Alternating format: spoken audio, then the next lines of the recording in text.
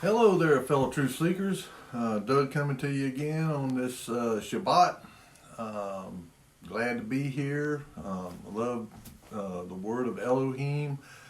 And today, what I'd like to bring, the discussion and study is demons as aliens. A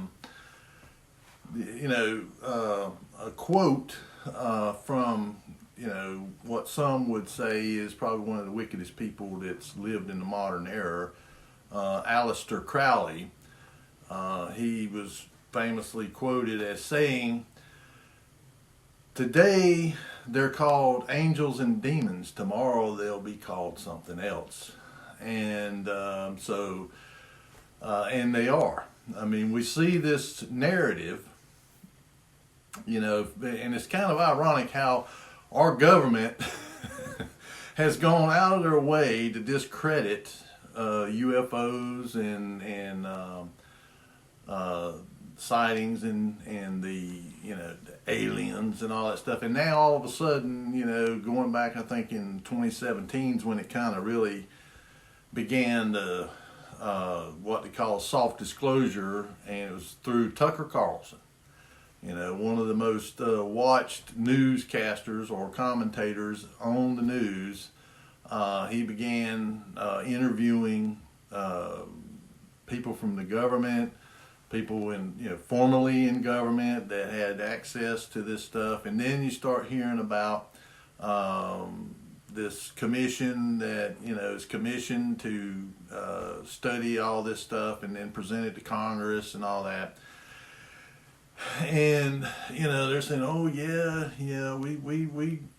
we're seeing these things, but we don't know what they are." And they call them UAPs instead of UFOs, but same thing. But and you can kind of do a little bit of research into the history of this. And I talked about this before, of course, about Jack Parsons. He was a solid rocket propulsion scientist, but yet he was not he had no college degrees whatsoever. He did graduate from high school, and he had went to Stanford there in California, but he was a proselyte of Aleister Crowley's. Studied under him, the Order of the Golden Dawn, the Order, Ordero Theosophical Orientis, or whatever it is, the OTO, the Theocratic Society.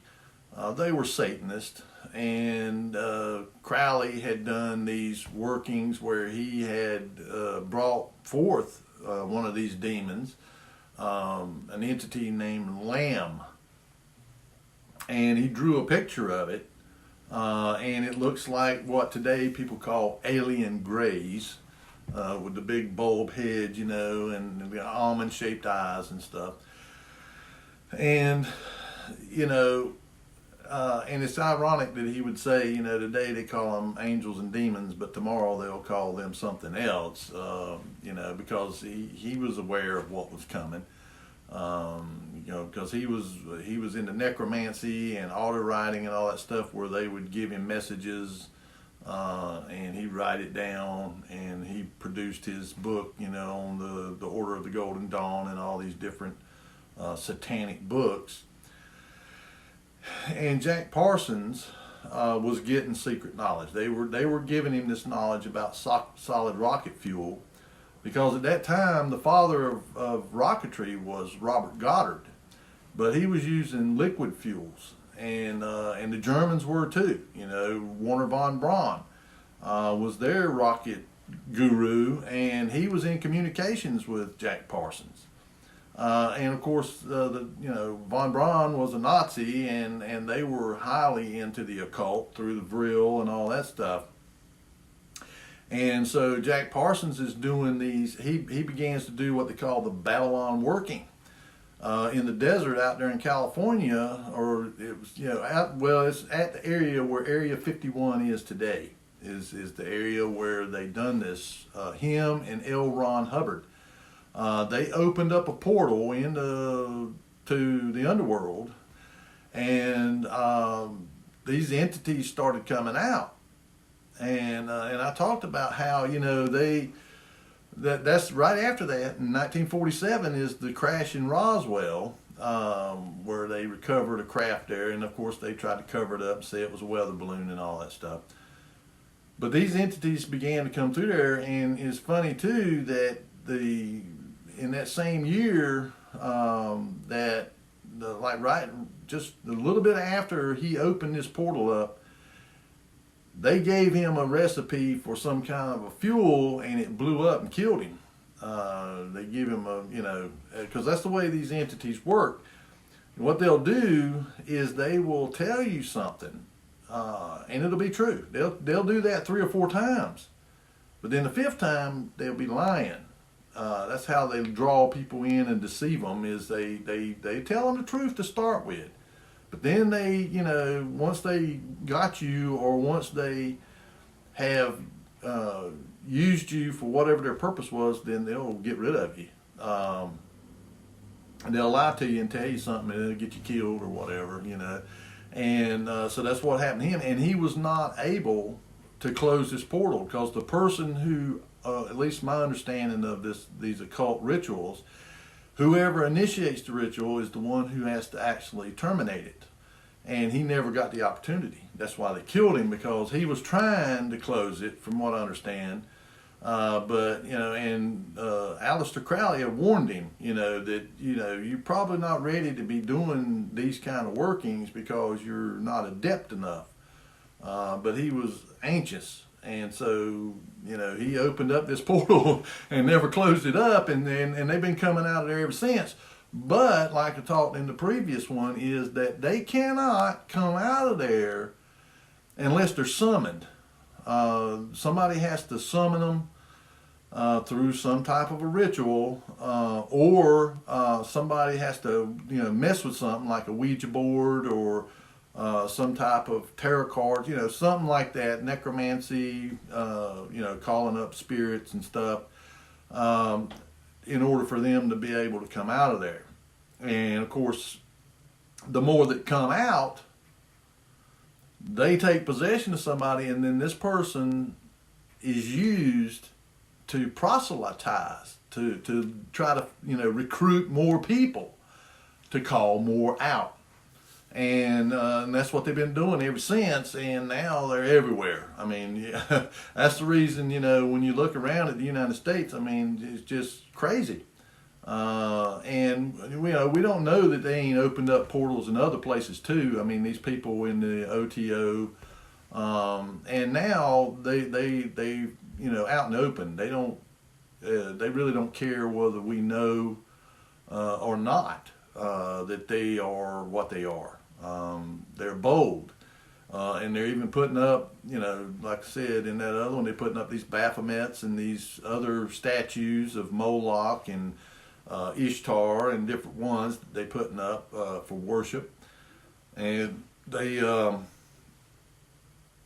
continue to call these things out, and now we're seeing them more and more and more and more. I mean, people all over the world are seeing these things, these UAPs or whatever.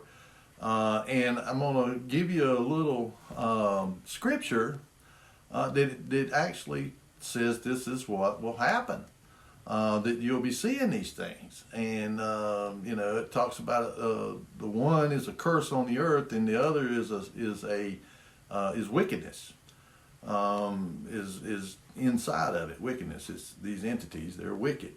They're not, the righteous Malahim. They're the unrighteous Malahim, entities that were derived from the Malahim. Because again, the in the concordance it call when you look up demon, it refers you to devils, and it calls them devils. But demons and the fallen entities, the fallen Malahim, Satan, Hasatan, the Satan, and the ones who fell with him, they are different. They are created beings. that were created by the eternal. Demons, on the other hand, are the disembodied spirits of the offspring of these fallen angels. They came down here and mated with human women and produced these offspring, and part of their punishment was for what happened was their children had to fight a civil war until they killed each other off, and then they become wandering spirits. And that's what we call demons today. And so they're a separate group of entities.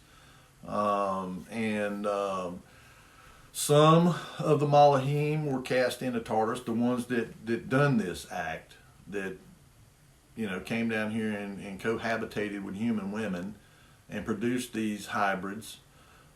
They also were cast into Tartarus, the Abuso, the bottomless pit, whatever you want to call it. They were cast in there for so many generations. It was 70 generations that they were cast in there. It comes out to like 4,900 years. And that would have put it, if we reckon the calendar correctly, that would have put it somewhere around the beginning of the Industrial Revolution, industrialization, the 1800s, early 1900s, would have put it about that time that they were released. Because, when you look at what they were doing, if you look in the first book of Enoch, you will see in there, he says, he describes these entities, their names, and what they were teaching, man. They were different ones that were teaching different things, but the main culprit was Azazel or Azazel. And he's even talked about as being the scapegoat when you look in the temple worship. Whenever they would do the atonement, they would put the sin on this goat and they turn it loose and it would run to Azazel out in the wilderness. Dudan, I think, is where he was bound. He was bound in Dudan, which was in the wilderness. And this goat would go out there and the scapegoat. Because Azazel, it says all sin was accounted unto Azazel because he taught men the art of war and how to make metal and stuff and how to kill one another. And so because what he did, his sin was the greatest of them all, even though the leader of it was Semjaza. And Semjaza, of course, along with the other ones, once they watched, there were 200 of them, once they watched their offspring, these Nephilim giants, fight a civil war, and of course I've talked about this before, the Greeks call it the clash of the Titans. They fought the civil war and basically about wiped each other out, and then they became these wandering spirits. And we don't know how many of them there was. I'm sure there was a huge number of them because they were decimating the earth. They were eating everything, and because they we think of a giant, 10, 12, 15, 18 feet. No, these things were 450, 500 feet tall, and even bigger, so they were enormous, and they were eating up everything. Human beings could not supply them with enough food. And so then they turned to eating human beings, and then that's when they began to cry out to the Father, for relief. And then that's when, he made a judgment on them. And of course, his judgment on those fallen ones was harsh, and on those Nephilim. So now these Nephilim that were cast, that were wandering spirits, whenever Noah came through the flood, these wandering spirits was just wreaking havoc on them when they began to repopulate the earth. And so people began to, Noah and them began to petition the Father for relief from them. And so he ended up casting 90% of them into Tartarus, of these wandering spirits, and left 10%. Their leader, which is Beelzebub. He is the leader of the demons. He also petitioned the Father that, if you don't leave me some, then I can't test man and I can't keep them in check. And so the Father granted his petition and allowed him to keep 10% of them up here on the earth to wander around and mess with people, tempt them and to torment them. But the Father allowed it because he wants to use it as a way to make us come to him, to deliver us from them. But you get these people, like I say, that become possessed by these few that were still wandering around. And what do? They basically show these people, like Jack Parsons, how to open up a portal. And then once they open up this portal, like I said, initially a few come through that were, that came out and possessed those people that were there with him that were doing this ritual, took possession of them, and began flying around in these craft. And when I read it, you'll see it. I'm going to read the scriptures later, but let's see if you can see this. You see that right there? Okay, Zachariah described this here scroll like thing flying through the air, and this here, it was an ephah.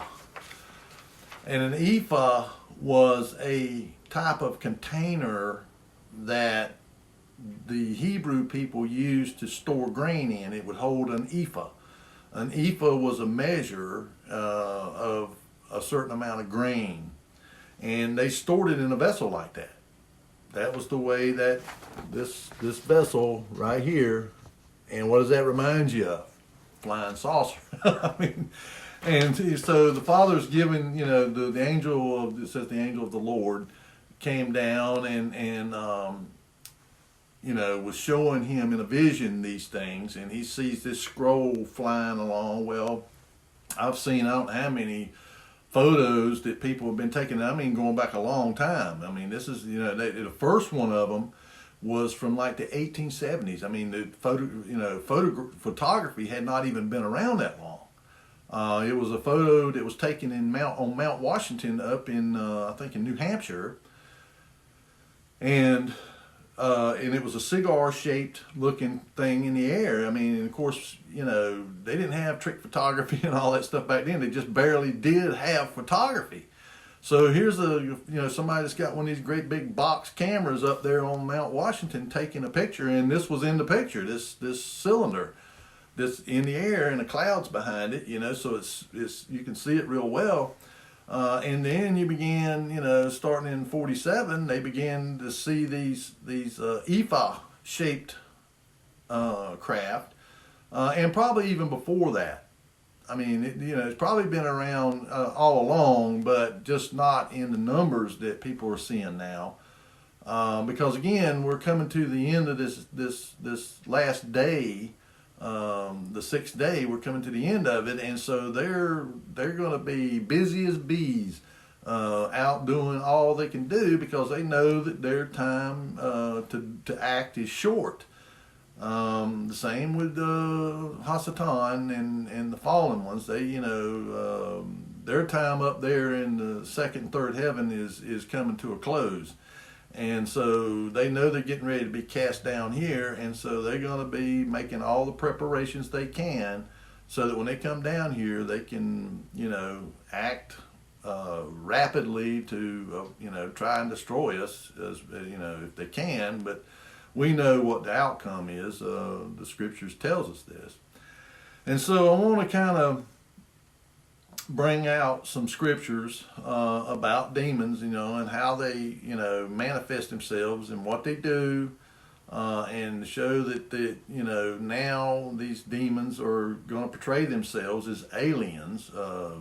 That's what they're doing. And when you look at the narrative that they're putting out there, and they even create stuff like Ancient Aliens on the History Channel. They create these shows to push this narrative.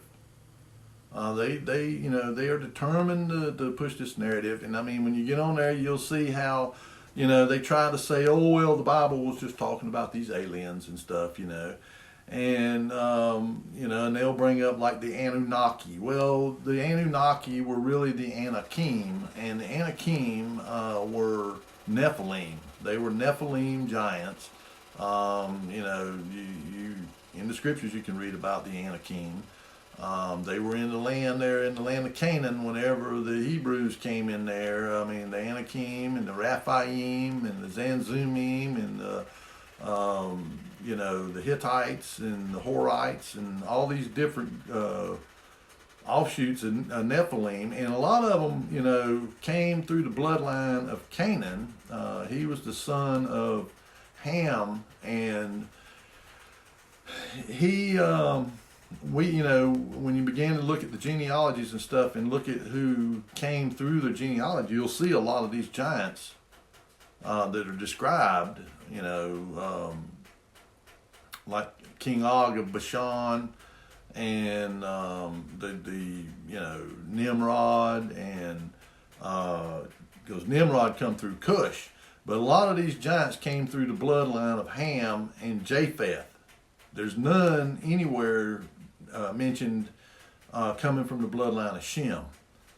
And so apparently, when you look at what it says about Noah and his family before the flood, it says Noah was perfect in his generations or in his genetics, and so was his wife and his 3 sons, because his wife was the sister of Methuselah. Okay, and Methuselah was Noah's grandfather. So he was really his great aunt, but it was also his wife. And so all the first generation descended down from Adam were all pure in their genetics. They hadn't been genetically corrupted. But a lot of the ones that were the second generation, or the other than the firstborn, the secondborn or whatever, a lot of them had been corrupted. And so whenever Noah's sons had to choose wives, and according to, I think in Enoch it says, or Jasher, it talks about how the day that Methuselah died, and of course his name means his death shall bring, his death brought the flood. Whenever he died, that was when the countdown to the flood started. But anyway, his sons married their wives, and of course when Methuselah died, 7 days later the flood came, or started, and so they didn't have much time to pick wives.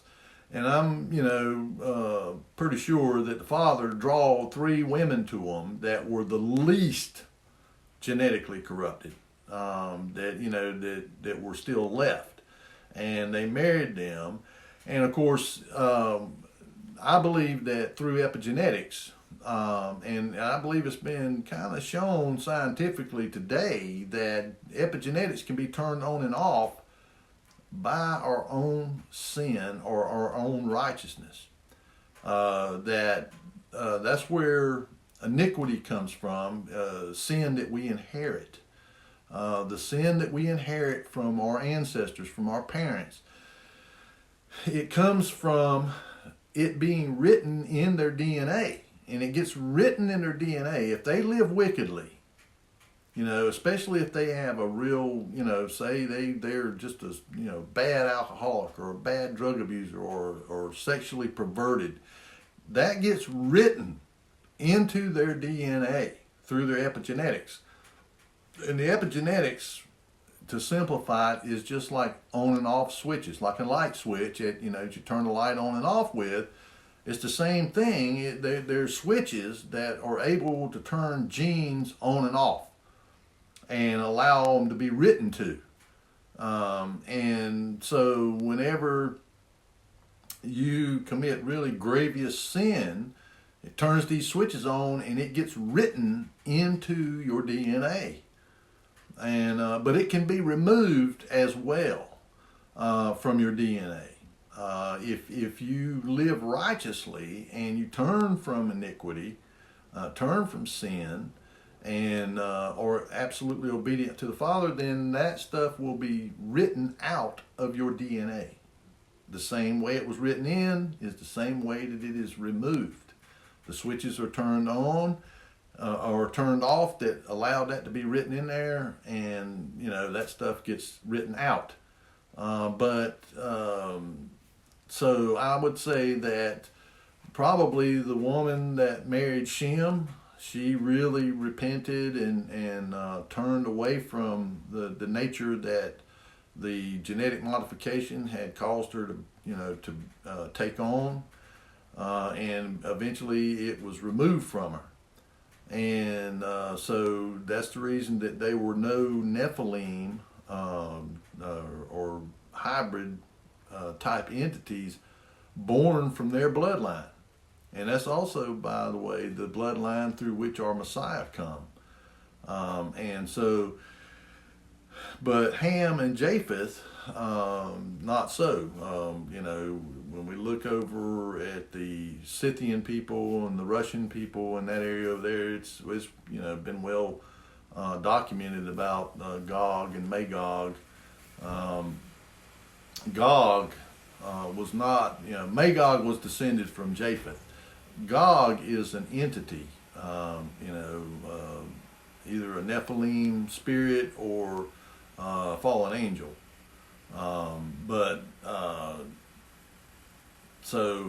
He is known.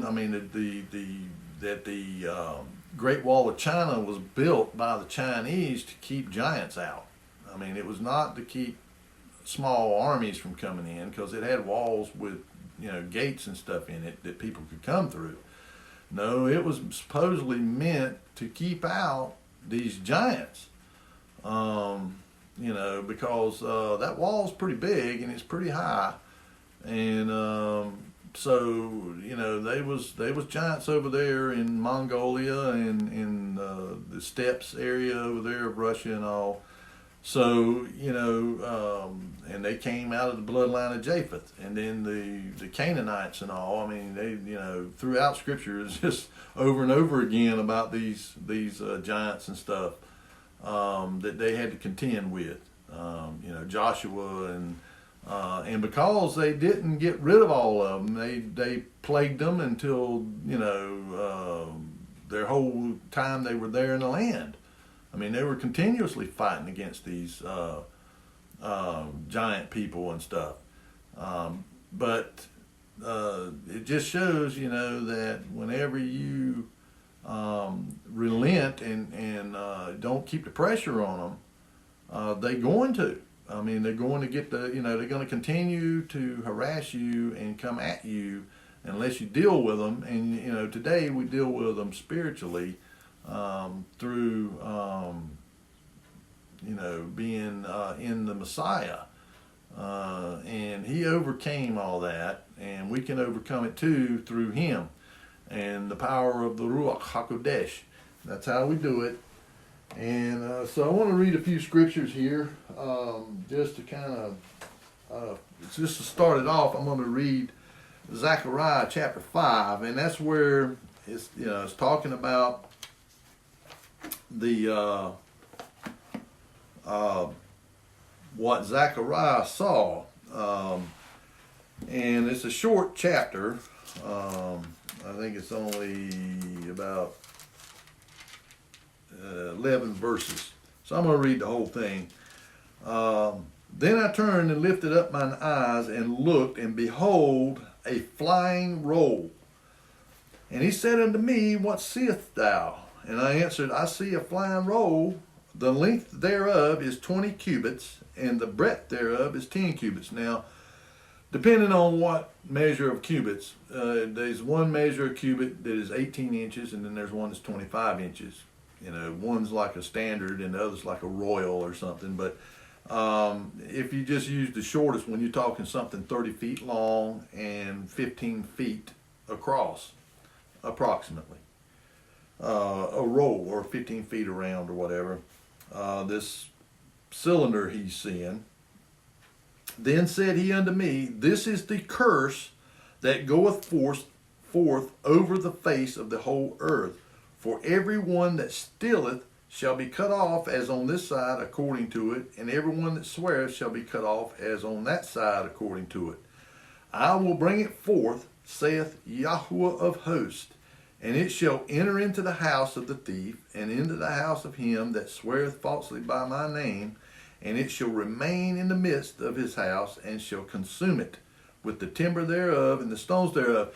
And and this I think is really kind of talking about our time, because I see these people on YouTube and these ministers and stuff, different people that are talking about how people wake up and there's these entities in their room and that are in their house. And this is what it's talking about. It's talking about, this curse, these things are going around, and it's a curse on those who steal and lie and cheat and stuff like that. They're the ones that are seeing these things. These people, these things are appearing to them, and they always describe it as being, a wicked spirit or something. It's not something good that they're seeing. And it's because they are practicing this stuff. And, a lot of times these people will try to portray themselves as being good people. Oh, I'm a good person, man. But in their heart, and in reality, they're not. They're doing these things, but they just try to conceal it. But it gets exposed. Then the angel that talked with me went forth and said unto me, Lift up now thine eyes, and see what is this that goeth forth. And I said, What is it? And he said, This is an ephah that goeth forth. He said, Moreover, this is their resemblance through all the earth. That picture I showed you of an ephah, that's their resemblance, and they go out all over the earth.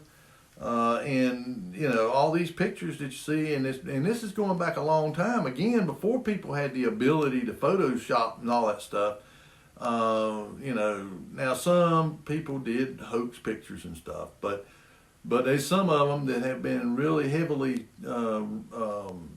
studied by people that study pictures to see if they've been altered or if there's any kind of shenanigans going on. And there's a lot of these pictures, they claim that they are absolutely real, and they're not being faked again,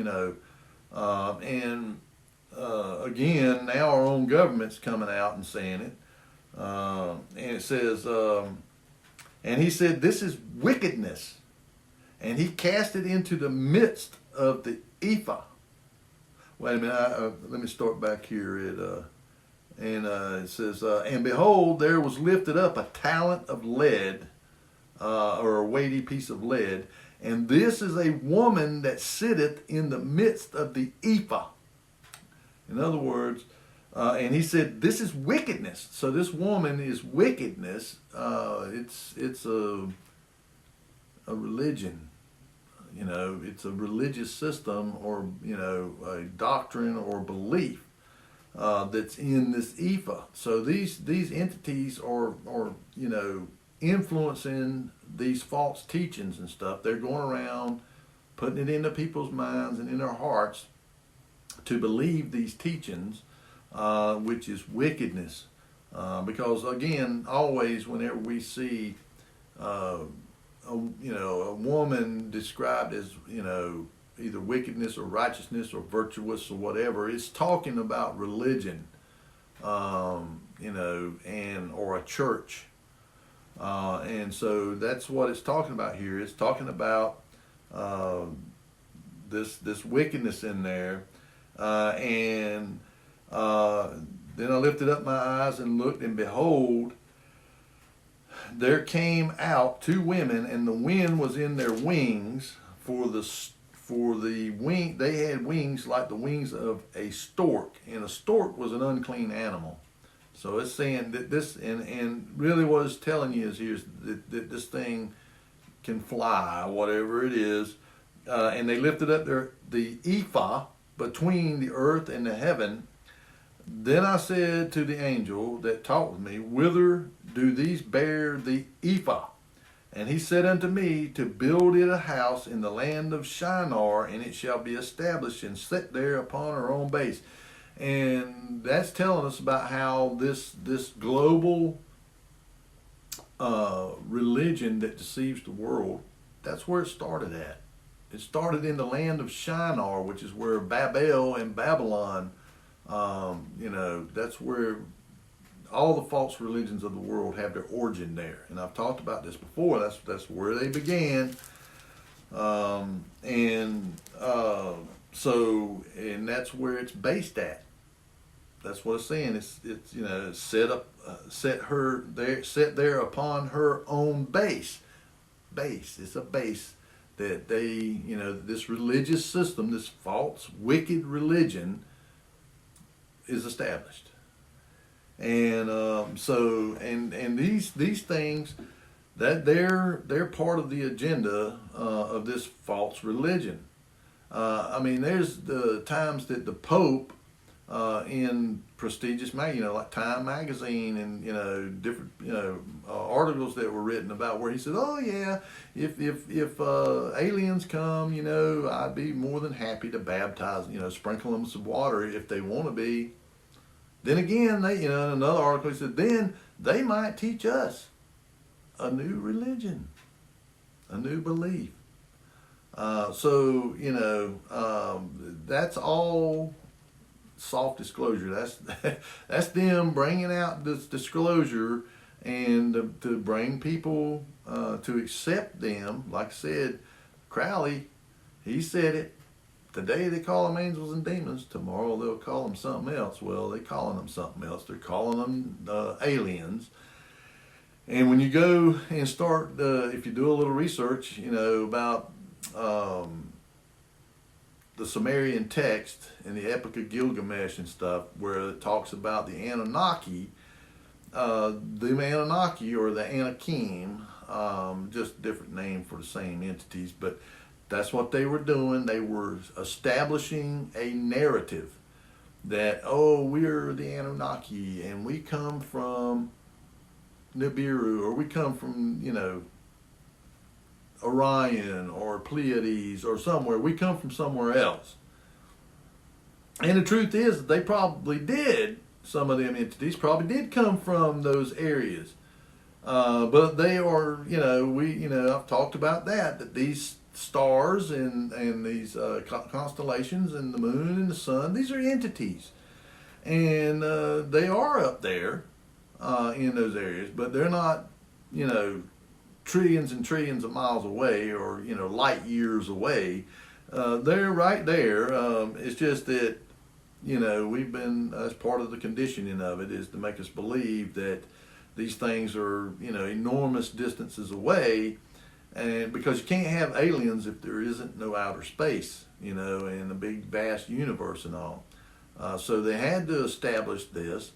And then, later on, from the time of these Anunnaki, you come to the time of Pythagoras, and then that other guy, what was his name? He was from Samos. I can't think of his name right offhand, but I wrote down in here,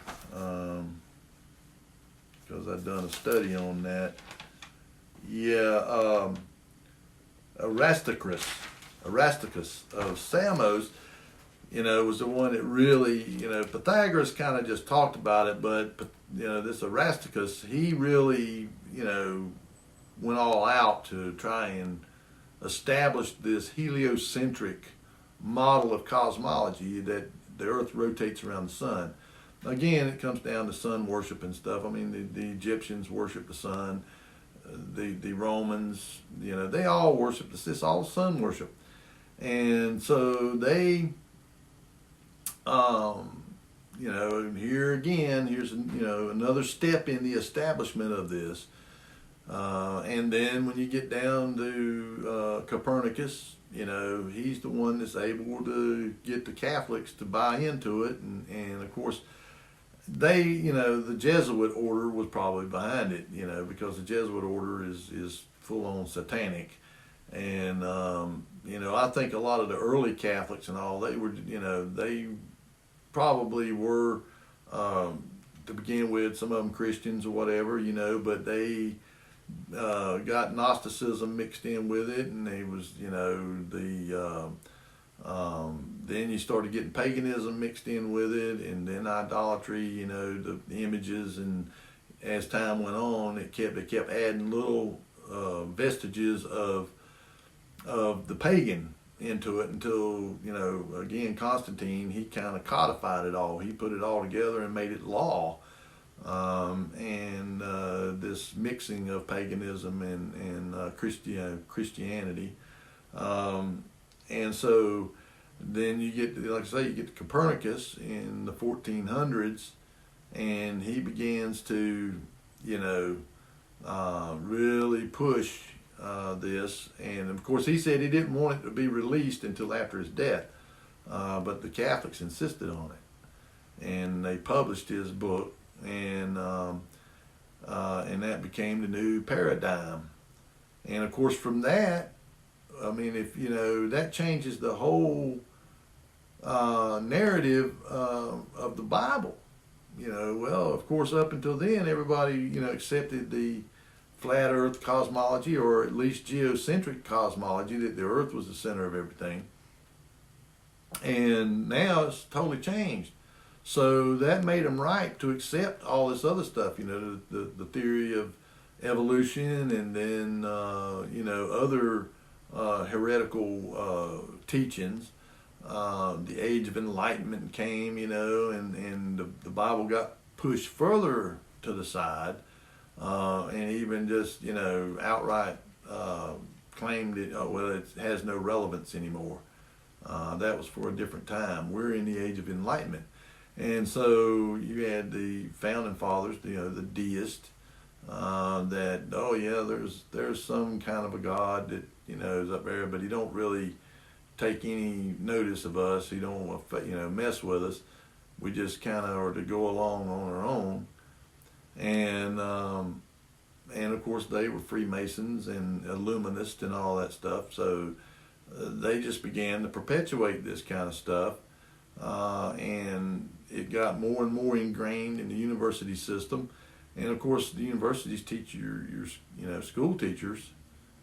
So they indoctrinated school teachers, and it just went on down until where you're at now, where it's just, the school system is nothing but an indoctrination center. It has nothing to do with teaching our children the truth or teaching them the history, the real history. And of course, the demonic is all in it. I mean, like I say, the more these demonic entities get out of these portals and stuff, and onto the earth, the more influence they have, the more they're able to influence things.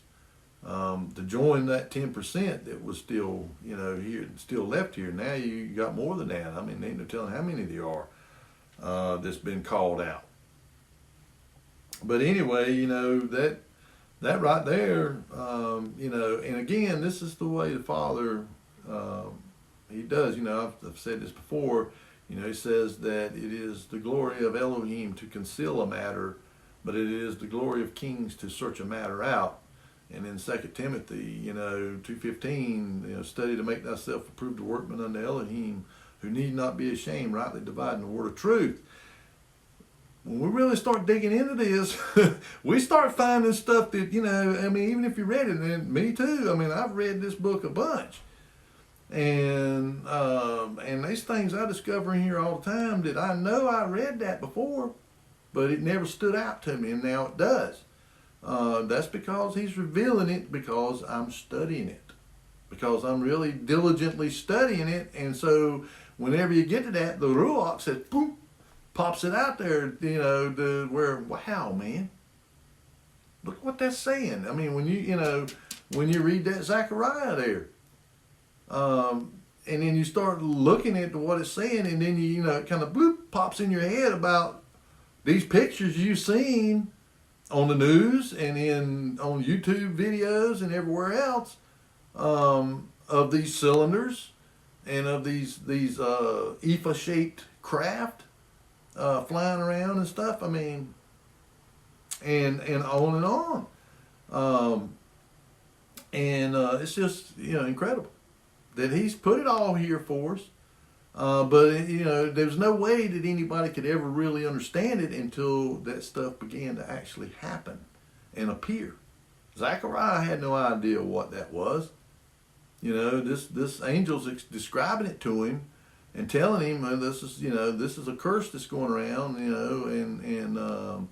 that these entities are coming off of this thing, and they're going and appearing to people in their houses and stuff and taking them over basically, and the only way that they're going to get driven out is through heavy repentance and people that are truly full of the Ruach, that has power, that comes from the Messiah, that can go in and cast these entities out, drive them out. And Christ told us, when he was here and his disciples had went out and they were trying to cast out these demons and stuff and they couldn't. Basically them demons just laughed at them, and they come back and asked him why they couldn't. And he said, these come out by prayer and fasting. I mean, you have to, and I've talked about fasting, how fasting strengthens us spiritually. And it gets us closer to the Father. Because, whenever we are physically weak, he says his strength is made perfect in our weakness. So whenever we're weak like that, his power is strengthened. And so by, through his power being strengthened, then ours is. We are strengthened. And then we're capable of doing these things through him. He will empower us to do it. But it's only through prayer and fasting. And that's why, I'm always encouraging you to do this, to pray and to fast, so that you can resist these entities, because they're only going to be gaining in strength, their numbers, and the influence of them and these fallen entities is only going to increase in strength, because as the restrainer is removed, and that is Michael. Michael is the one that restraineth. He's the restrainer. Him and the other Malachim that are under him. Because it talks about when the one who restraineth, it stands up, and basically stands up, he stands and gets out of the way of them. Because right now he's, seated and he's in their way. They can only do what is allowed. But whenever he stands and gets out of the way, it's going to be full-blown anything and everything they can throw at us. And unless you are, as close as you can get to the Father and the Son, you're going to have a hard time. Any of us are, and that's, we have to pray, and we've got to fast and stay in his word and understand how they operate. And once we understand how they operate, we can kind of see it coming and get out of the way. Says the foolish man, or the wise man sees trouble coming and he hides from it, or he avoids it, or he prepares for it. But the foolish man rushes in and suffers for it. So we, if we have spiritual eyes, and we gain these spiritual eyes through this word here, this word, opens up. And when it opens up, then we can see like this, like this Zechariah 5. We can see now what that represented.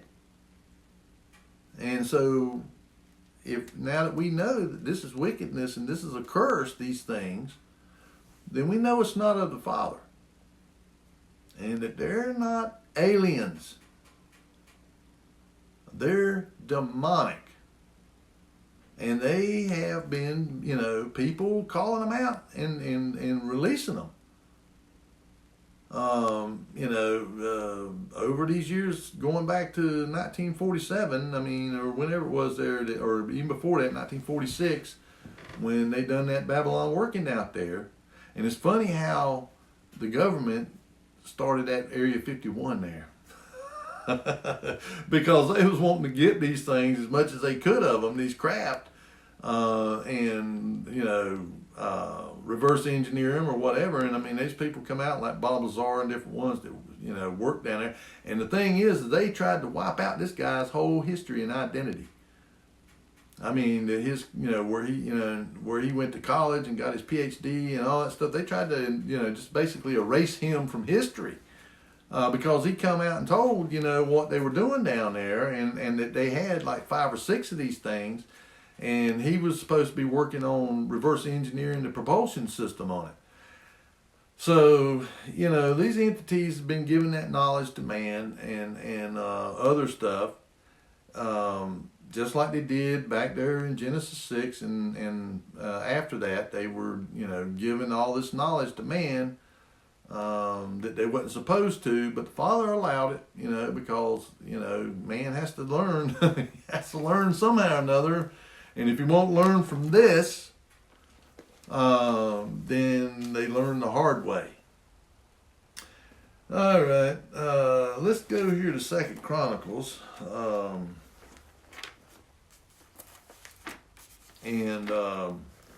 this is in chapter 11 and verses 1 through 15.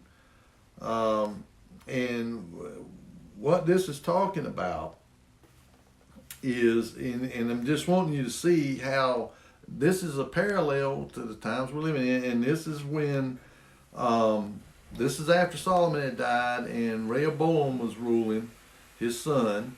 And Jeroboam had, they had already done split up and had the civil war, but they were still fighting amongst each other because Rehoboam, he's wanting to build up. He's done numbered all of his mighty men, his warriors, and he had like 140,000, really strong warriors, and he'd fortified all their cities and put shields and weapons there in all of them, like an arsenal, so that if anybody come against them, especially the house of Israel, then they could defend themselves. But the thing that I wanted to talk about here was, and I talked about this before, it says, and the priests and the Levites, this is verse 13, but this goes through from verse 1. Matter of fact, I'll just read all 15 verses here. And when Rehoboam was come to Jerusalem, he gathered of the house of Judah and Benjamin 180,000 chosen men, which were warriors, to fight against Israel, to fight, against the house of Israel. That he might bring the kingdom again to Rehoboam. In other words, he wanted to rejoin Israel, the house of Israel, back with the house of Judah under one king. And of course, but the word of the Lord came to Shemaiah, the man of Elohim, saying, Speak unto Rehoboam, the son of Solomon, king of Judah, and to all Israel in Judah and Benjamin, saying, Thus saith Yahuwah, Ye shall not go up nor fight against your brethren. Return every man to his house, for this thing is done of me. And they obeyed the word of Yahuwah and returned from going up against Jeroboam. And Rehoboam dwelt in Jerusalem and built cities for defense in Judah. He built even Bethlehem and Etam and Tekoa and Bethazur, Shoko, and Adullam, and Gath, and Maresheth, and Ziph, and Adoram, and Lachish, and Azekah, and Zorah, and Ajalon, and Hebron, which are in Judah and Benjamin, fenced cities. And he fortified the strongholds, and put captains in them, and store of victuals, and of oil and wine. And in every several city he put shields and spears, and made them exceeding strong, having Judah and Benjamin on his side. And the priests and the Levites that were in all Israel resorted to him out of all their coast, talking about Rehoboam. For the Levites left their suburbs and their possessions and came to Judah and Jerusalem, for Jeroboam and his sons had cast them off from executing the priest office unto the Lord, because Jeroboam had instituted pagan worship. That's when he established he put those bulls, one in Samaria and one up in the area of the tribe of Dan, and declared that was their worship now. You know, they weren't going to worship the way Judah was. And so these Levites, they left and went back to Judah to get away from. And then it says, and he ordained him priests for the high places and for the devils and for the calves which he had made. This is talking about Jeroboam. And after them, out of all the tribes of Israel, such as set their hearts to seek the Lord God of Israel, came to Jerusalem to sacrifice unto Yahweh Elohim of their fathers. So everybody, that's what I talked about before, you know, that not all of the tribes, peoples, fell into the idolatry and stuff. Some of them left, you know, from the other tribes besides Judah, Benjamin, and Levi, and went back to Jerusalem because they didn't want to worship these idols, these calves and stuff. And so, but that was what, and that's what I was saying here. And he ordained him priests for the places and for the devils and for the calves which he had made. And after them, out of all the tribes of Israel, such as set their hearts, went back to Jerusalem to worship the true Elohim. You know, that was, and what I'm talking about there is how they were worshiping these devils. And of course, in the concordance, you know, when you look up the word demon, it refers you over to devils. And I looked up devils, and of course, I'm going to get into that. I got to take a break here for a minute. All right, I'm back, folks. But what I want to do is I got my concordance here, and I want to show you what some of these words that I looked up here, just so you kind of get the gist of what they meant to the Hebrews in their words. You got 7,700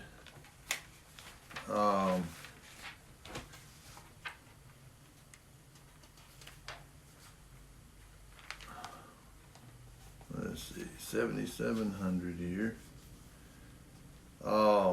It is seed, demon, evil spirit, devils, is what but they have another word too, in the 8163 and 64, 8163 and 64, Seir, hairy, shaggy male goat, great goat idol, kid, goat, devils, goats, hairy, kids, he goats, rough, satyrs, and a satyr is a goat-like, half man, half goat-like creature. The son, or a descendant of Hath, they were Hittites, and they were pretty powerful people. I mean, they were one of the first great empires, and you know, that rivaled the Assyrians or the Akkadians.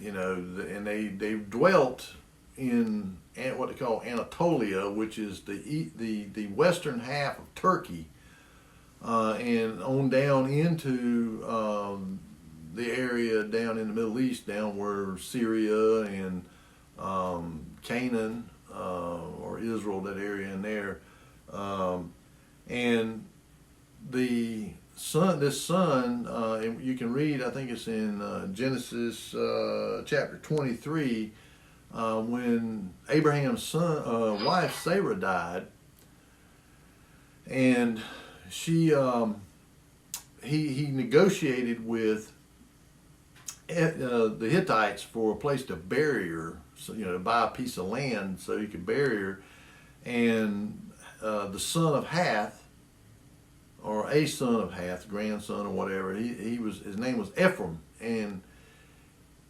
his name means gazelle. That he was, and there's some translations that say that Hittite, they were fawn-like.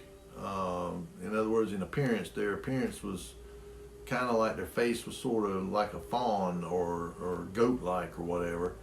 And they were hairy. And in one translation, they're called terror. So they were some kind of Nephilim hybrids, and they were satyrs. But you would think when you read it that Abraham would be well, it wasn't, because that stuff was common. I mean, back then people didn't think, like now, if you saw something like that, man, you'd freak out. A person would just freak out. But back in those days, Abraham was 10th from Noah. He was the 10th, from Noah, 10th generation. And you figure 20 years for a generation, from one beginning of a generation to the beginning of the next generation, 20 years, you're talking 200 years. I mean, so Noah was still alive when Abraham was born. He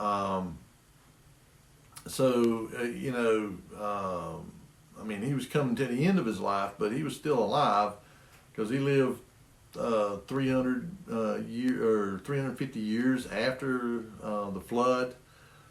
So Abraham would have still been alive, and or Noah would have been alive when Abraham was born and was raised up. And so these kind of stuff, these event stuff, Noah and them, and he warned his children, about it, and they even knew about it. I mean, Ham, Shem, and Japheth, they knew all about all this stuff because they were born before the flood, and so they seen what all was going on, all these freaky creatures and stuff, these Tyrannosaurus rexes and raptors, these abominations, genetically modified dinosaurs and stuff. And satyrs and medusas and minotaurs, centaurs, all these different kinds of chimeras, and so even and it says in Genesis 6 that these things were going on, and these giants were in the land then and also after that. So up to the time of Noah, and then even after that. I mean, I'm sure that the fallen ones managed to figure out a way to try and get some of theirs through the flood, to preserve them through it, and they did. I mean, the bloodline of Cain, Cain that slew his brother Abel, they went underground. I mean, he was banished from the earth, surface of the earth. To dwell on the surface of the earth, some of the people that it describes, like the Zanzumim and different ones, they are like what they call troglodytes, cave dwellers. They lived underground and lived in caves and stuff. And some of them, I think it is the Zanzumim. Their name means those who buzz. They made some kind of a buzzing noise that was real, irritating. I mean, when you got around them, people couldn't hardly stand to listen to it. And the Raphaim, the walking dead, I mean, that's what their name means. And And when you read in the scriptures, I mean, about a lot of the things that, those who are raised from the dead under the water, we see these, images that the Air Force has released, or the Navy has released, of these craft going down through the, in the water, coming by them, and I mean, just like, shoo, right down into the water. These saucer craft, like these EFA-shaped craft, and some that look like Tic Tacs, doing the same thing. And there's even been people who said that, that were on aircraft carriers and stuff, and these aircraft carriers can do up to 35 knots. That's unclassified. What it can do actually classified, we don't know, but the unclassified top speed of an aircraft carrier is 35 knots. That's quite a bit of speed for an object that size. And these craft would be going under the water. They could see them down in the water going along beside them. I mean, and then just leave them. And so they can do, and they probably have bases down there in places that human beings can't get to, and access points down there where they can go into the ground under the earth, and they do up here on the terrestrial side. They can, they've got places where the earth open up, and they go down in there, and then it closes back up, and they got bases under there. They're waiting for the time when they can, come out, be released to be free to come out and do whatever they want, which is fast approaching. And that's why it talks about there, and I think it's in Luke 21, where it talks about men's hearts failing them for fear of looking after those things which are coming upon the earth. That's because when these things start happening, these planets start coming close, and the thunderbolts of the gods start striking down here on the earth, and, I mean, it's just going to terrify people. And these craft the size of a city, flying in overhead, and these entities, these giants and all that stuff reappearing, and half horse, half man, these, chimeras. And, I talked about how they even use human beings to do a lot of this stuff. Now, I'm not saying that the Malahim of the Father will not actually be, initiating things or whatever, but I think in most instances, humans are given the knowledge and the technology that will bring about these catastrophes, and like the releasing of this, stuff from over there at Wuhan, and now they're coming out saying, yeah, we believe that's where it originated at. Well, who created it? Who created these things?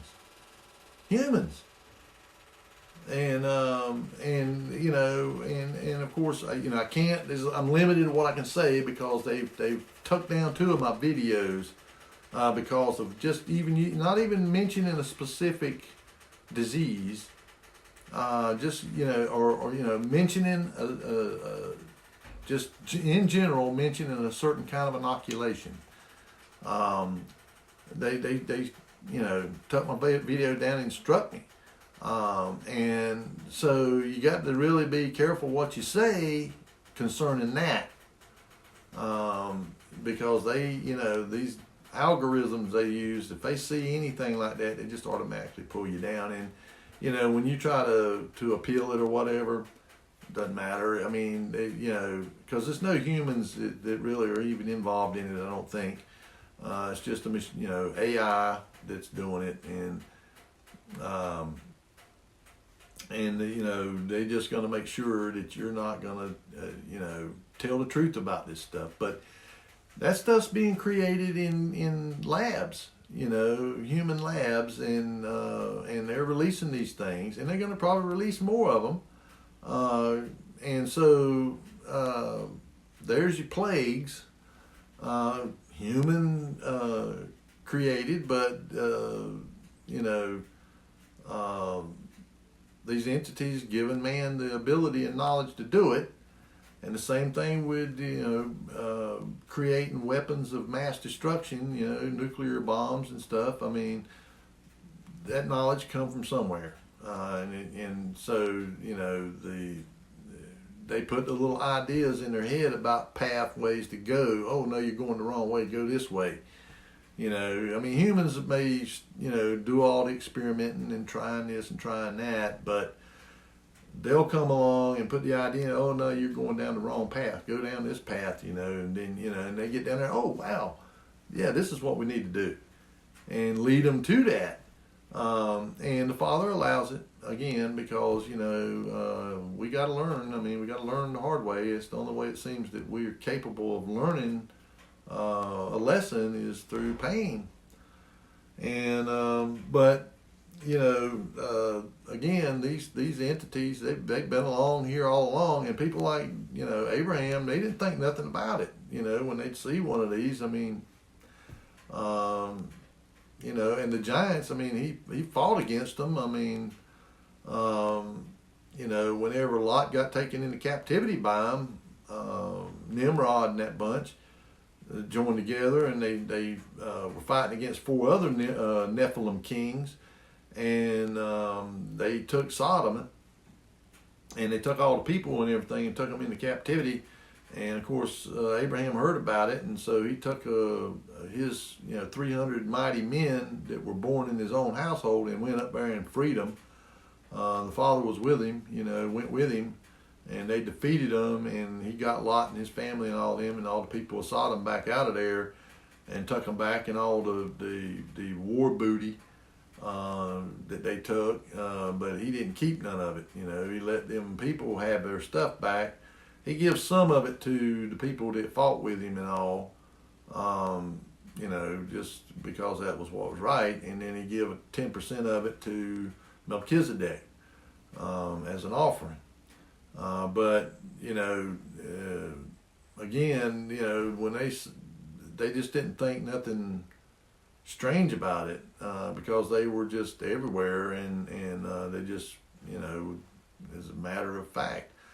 But today they've kind of went underground, and because they were pursued and killed off, a lot of them by like the Native Americans here in America killed off a bunch of them because they terrified them, and they were big. Some of them were really big, and they Wild Bill Cody with his Wild West show. When he would go on hiatus, he would go to the reservations out west out there and commune with the Native Americans and learn a lot about their history and their legends and stuff like that. And they come on the subject about giants, and a couple of them took off running, and a few, an hour or so later they come back and they were carrying a thigh bone that was like, 12 feet long. A thigh bone. And they had a doctor with them, and he examined it, and he said, this is a human thigh bone. And so imagine the entity that a 12-foot thigh bone belonged to. And them Indians told him, said, look, these things were so big that they could run. He said they run incredibly fast. And he said they would reach down, they'd be running, they'd reach down and grab up a bison. And a full-grown bison weighs about 2,000 pounds. They'd reach down with one arm and grab it up and snatch off one of its limbs and start eating it while they were running. So, these things have always been around, and they've been over here, they've been everywhere. And, so they're going to come back. The scriptures tells us this, that they, these things are going to show back up, and the fallen ones are going to be cast down here too. And of course, the Nephilim, they're powerful entities, but those fallen ones, the seraphim and stuff like that, we just don't have a clue about how powerful these entities are. That's why we need to be on the side of the one who has the ultimate power. Yahuwah Elohim is our strength, and his Messiah. The Messiah is the right hand of his power, and so nothing can stand against him. Nothing. And and against Michael. Michael's the one that with his angels fights against the dragon and his and casts them back down here. So that tells you who's the winner and who's got the power. It's not Satan and his bunch. But they're convincing people that they can win, that they can, defeat the Messiah, and they can't. And so, and that's why, and if you look at them, I mean, they don't always get along with each other. They have emotions and desires and all, just like human beings do, and what his desire or his what he wants to do might not go along with what the rest of them want to do, and so they got a divided house. Yeah, I mean they ultimately will kind of join together for one last hurrah, but not without conflict between them and stuff, because there is conflict between them, and they don't all get along, and and what one wants maybe the other one might not, so they don't all get along, and Christ tells us, and I'm going to get to that, but the other thing here I wanted to read was, this is in the Greek, the same thing, but in the Greek is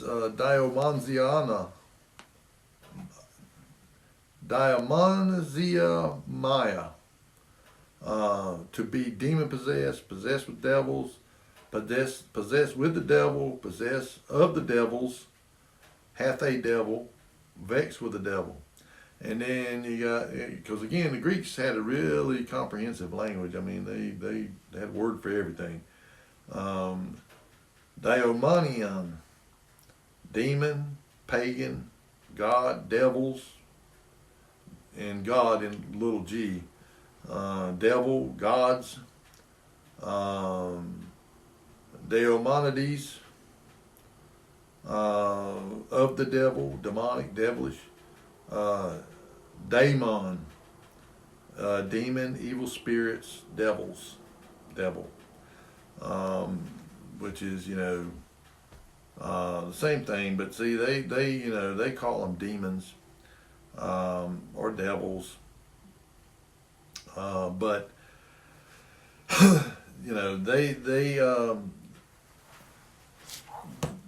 they're the same. Devils and demons, I mean, they're the same entities, and and so you can see here that the house of Israel back then, I mean, they had tucked to doing the same thing that the modern house of Israel, is doing the same thing. They ordained priests for the high places and for the devils and for the calves which he had made. I mean, we're doing the same thing here in America,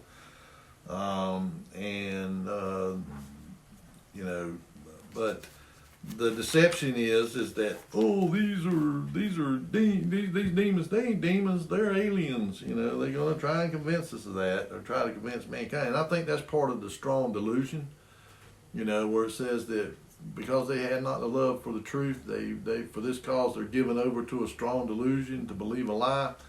And this is the lie. I believe that the lie is, and it may be that it's a multi-front lie, multiple things, the heliocentric cosmology, evolution, all of that plays into it, because these entities claim, we took a primate, a monkey or something, and we mixed our DNA with them and we made you. And we kept on doing that until we come up with, your version now. Now we come back here, we want to upgrade you to the next version. Human being 2.0. And when you listen to all these people, like that Israeli guy that is on the World Economic Forum, that's what they're talking about doing. Again, they're using people to do it. And that's what they're talking about. They're talking about this, these chips, neuro chips that they can implant in people's head, in their forehead. Boom, boom, in the forehead, and or on the back of the hand. It ain't the little little rice-sized chip they put in it. No, Bill Gates has a patent for a chip, and the number in this like 200260606. I mean, that's the patent number for this device, and it's a thing it's about that big, square, and it has these barbs on it, but they sort of like snake fangs, and they hollow, and they press it into your skin, and it releases a nano dye, but it's also these nanobots that can go in there, and they began to use your own body to construct a neurochip that's attached to your neurons, or to your nerve endings. It attaches to it, and it can communicate back and forth. And he said that it was to be used. Your whole body actually becomes like a transmitter, and a monetary exchange system. And that's what it says that it's to be, that this device is to be used for, is for a commerce. And what does it talk about? The mark of the beast and stuff. That's what it's all about, is that except you receive this mark, you can't buy or sell.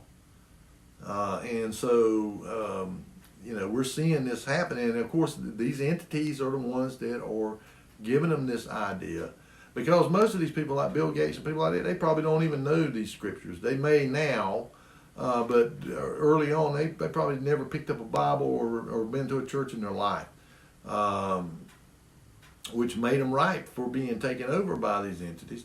Or in some cases, they may be familiar with this, but the way that they interpret it is not correct.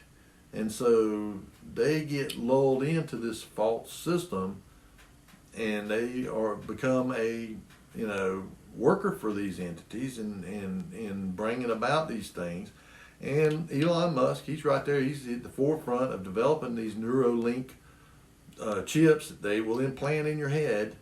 And they've already implanted one in a monkey. I think it killed it, but that's the way things like that usually start out. They usually start out having these side effects or whatever that cause problems. And the people that it says in Revelation there, where the people that receive these things will get sores all over them. And they'll cause them great pain and stuff. So it's because we're not meant to have this stuff put in us, but they won't. That's why they're working on all this genetic altering of people through these poisons, is so that they can receive this stuff without it being rejected. They're trying to alter people's genetics to be able to receive these Neuralink chips and the chips on the back of the hand or whatever, and them not be rejected. And of course, crazy, insane. But here's a scripture here in Psalm 106, verse 28 through 38. It says that they joined themselves unto Baal Peor and ate the sacrifices of the dead. Thus they provoked him to anger with their inventions, and the plague break in upon them. And that's when this kind of stuff starts happening. These plagues and all is because they're worshiping Baal Peor. And I told you that there's been this kind of them coming in. It began like with Baal, and then Ishtar shows up later, and then Moloch. And we can see how this kind of play, that Baal kind of comes in and gets the game going, gets the system going. He really kind of just gets it, and then once it kind of has got established, then Ishtar comes in with her agenda, which is the transgender and the LGBTQP or whatever, agenda, gets that going. And like I said, her sign is the rainbow. And which is an affront to Elohim because of the rainbow that he established as a promise not to flood the earth again. And then the next step is Moloch.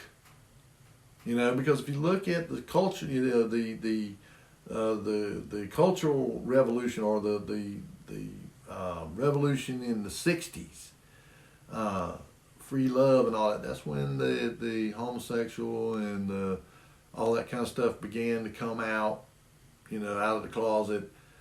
And then in the 70s, Moloch shows up, and abortion on demand. Roe versus Wade came on scene, and Moloch was the one that you always read about, that they were sacrificing their children to. Let me finish reading here. That says, they stood up Phineas and executed judgment, and so the plague was stayed. I mean, they basically put done something that would, they repented, and he kind of held off the plague. And that was counted unto him for righteousness unto all generations forevermore. They angered him also at the waters of strife, so that it went ill with Moses for their sakes whenever he struck the rock. Because they provoked his spirit, so that he spake unadvisedly with his lips. They did not destroy the nations concerning whom Yahweh commanded them. In other words, when they went in the land, they didn't. I talked about that a while ago, how they were troubled from the beginning because they didn't destroy these Nephilim that they were commanded to wipe out. A lot of people, when they read those scriptures where he commanded Joshua and them to kill off all these people, oh, he's a psychomaniac, he's genocidal, wanting to kill off all these people, men, women, and children, and their animals and all that stuff. But what it is, these people don't understand is that those were hybrids. They were abominations. They were not the creation of Elohim. And so he was wiping them out because he knew if they didn't wipe them out, they were going to be trouble. They were going to be trouble for them down the road, and they are. They were trouble for them all the way until, pretty much until the last temple was destroyed, and they're still there. There's still people over there that are from them, that are, ones that are constantly harassing Israel.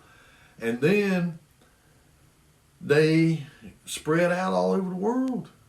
They came over here to America. I mean, they were over here. They were everywhere. And that was the reason he was wanting to try to get rid of them, was because he knew, the Father knew, that they would be trouble for all of humanity, and that they would continually dilute and corrupt the human genetics, and that's what they've done. They've been doing it steady ever since, corrupting, and each time that they reproduce, with humans, the offspring is a little more human, a little less definable, a little less easy to determine that they are Nephilim. Down to now, where, you can't tell them apart. And I think that's where in Daniel it talks about how they shall mingle themselves with the seed of men, but they shall not cleave one to another. I think that's what it's talking about, how they have mingled themselves with the seed of men, but they don't really have any love for each other or anything. And they have. And so these people that are running things, the true powers and the authorities that are running everything behind the scenes, not these puppets they got in political office, the ones at the top of the pyramid there, they're Nephilim. They're descended from these Nephilim, and they have their blood in them. And ultimately, through bloodline back goes back to the fallen ones, the fallen angels. They have their blood in them. And so they are easy. They do what their father and his minions tell them to do, and that's what they've been doing. And they're driven. These people, when you look at these people that are over all this stuff around, it's generational. I mean, from one generation to the next, they continue it, and they are driven. It says, but were mingled. It says, they did not destroy the nations concerning whom the Lord commanded them, but were mingled among the heathen and learned their works. And they served their idols, which were a snare unto them. Yea, they sacrificed their sons and their daughters unto devils, and shed innocent blood, even the blood of their sons and of their daughters, whom they sacrificed unto the idols of Canaan or Canaan, and the land was polluted with blood. The same thing we see going on in the world now. I mean, these, they mingled themselves. That's why he tells us not to mingle with that kind of stuff, not to be yoked with it. And of course they did, and of course it, caused them all kinds of problems. And they were sacrificing their children to these entities. And of course, this is what I read in Zachariah. But now we're going to come to the New Testament here in Matthew chapter 12, and Christ cast them out all the time. And when we read about where he went to Gadara, where the Gadarenes were at, and that one particular guy, he was filled with them, man. I mean, whenever Christ questioned him, asked him, because he knew right off who Christ was. I mean, he knew. He says, well, have you come to torment us before our time? Us. He didn't say, did you come to torment me? He said, us. And whenever he says, who are you? He says, we're called Legion, for we are many. Okay, and a legion, in those days, a Roman legion was 6,666. So this man was possessed with thousands of demons. That's the reason they went into a herd of swine. There was like 3,000 swine there feeding, and they went into them, and it drove the swine crazy. They went into the water and drowned themselves. So there was a couple of them went into each one of those swine. That just tells you just how plentiful them things are on the earth. And that was a long time ago, and there's many more of them now than there was then. But here in Matthew chapter 12, beginning at verse 22, this is when Christ had cast them out here, and it says, then was brought unto him one possessed with a devil, blind and dumb, and he healed him, insomuch that the blind and dumb both spake and saw. And all the people were amazed and said, is not this the son of David? And when the Pharisees heard it, they said, this fellow does not cast out devils, but by Beelzebub, the prince of the devils. And of course that was blaspheming the Ruach HaKodesh. That was blaspheming the Holy Spirit, what they did. And it says, and Jesus knew their thoughts and said unto them, every kingdom divided against itself is brought to desolation, and every city or house divided against itself shall not stand. And if Satan cast out Satan, he is divided against himself. How shall then his kingdom stand? And if I by Beelzebub cast out devils, by whom do your children cast them out? Therefore they shall be your judges. But if I cast out devils by the Ruach of Elohim, then the kingdom of Elohim is coming to you. Or else how can one enter into a strong man's house and spoil his goods, except first he bind the strong man, and then he will spoil his house? Okay, so he's casting these things out. They're claiming that he's doing it by the chief of the demons, the prince of the demons, Beelzebub, or Baalzebub, because Beelzebub and Baal are the same entities. Which Baal was a Nephilim. He was a first generation Nephilim. And one of the sons of the fallen ones. And so he is the chief of these disembodied spirits, the demons, the devils, and so. And it, like I was talking about a while ago, I mean, if he's got a divided kingdom, then his kingdom ain't going to stand. Well, it ain't going to stand because they are divided. They can't get along, and they're all just eat up with hatred and it consumes you. Hatred and fear and all of these evil traits will consume you. I mean, it'll just eat you up. That's why we, really have to stay away from that, pray to be delivered from any of that kind of stuff. And, pray for complete filling of the Ruach, because he'll develop those fruits, the fruits of the Ruach in our lives and deliver us from that kind of stuff. But I'm not going to read from Mark and Luke, because they're just telling it the same story in their own words, but it's just reiterating what Christ said there, that these demons, these devils, they're real, and they are everywhere. And he says if he's but Christ made it clear, if I'm doing it by the power of Elohim, then the kingdom of Elohim is come. It's come. And and he did do it by the power of Elohim.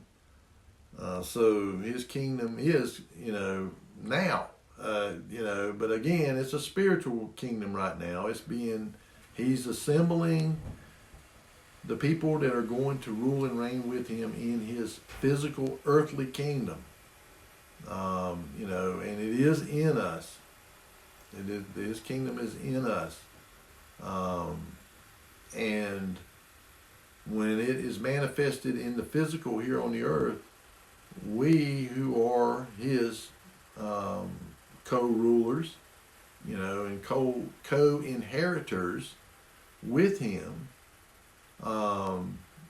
then we will already have in us the ability to rule and reign in his kingdom with him, and to teach people his ways and his truth, because that's what we're being prepared for, is to do that very thing. But we got to overcome these evil spirits, these aliens. We've got to overcome that stuff, and recognize them for what they really are. And avoid them. Now here, I'm in 1 Corinthians chapter 10 and verse 18. This is Paul. He says, "Behold, Israel after the flesh, are not they which eat of the sacrifices partakers of the altar?" And he's talking about whenever they sacrificed the animals, afterwards they were commanded to eat them. Okay, it says, "Are they not partakers of the altar? What say I then? That the idols is anything, or that which is offered in sacrifices to idols is anything. But I say that the things which the Gentiles sacrifice, they sacrifice to devils." Okay, they they had these statues up there, these idols. Those are nothing. They're just wood or stone or whatever. They're not really anything. But what they represent these devils and these demons. And that is what they were sacrificing to. They were really sacrificing, even though they put it up there in sacrifice to these idols of wood and stone. It's what those idols of wood and stone truly represented, these entities, and that's who they were really sacrificing to. And it says that they sacrifice to devils and not to Elohim. And I would not that ye should have fellowship with devils. And it says, "Ye cannot drink the cup of Yahuwah and the cup of devils. You cannot be partakers of Yahuwah's table and of the table of devils." Do we provoke Yahweh to jealousy? Are we stronger than he? In other words, he's telling us here, that, see, what was going on here, and this is where these people want to try and say it's okay to eat pork and all that kind of stuff, unclean animals. But he wasn't talking about that because, first off, he was a Hebrew. Paul was a Hebrew, and he never ate unclean stuff. Man never did. Now, he had ate meat, red meat, that was sacrificed at the temple of Diana. And then they sold it in the market out there. Okay, and he said it was the prime meat, the best meat, the ribeye. Well, he says, that it really comes down to consciousness, that he don't worship these entities. He don't worship Diana and all that. But they were having contention about it, and he said, if you know that they're sacrificing this stuff to these devils, don't eat it. Because then you're being a partaker of the worship of these demons and stuff. But he never ate, unclean food. Neither did Peter or any of them. They all were, ate a Levitical diet. The kosher diet or whatever, if you want to call it that.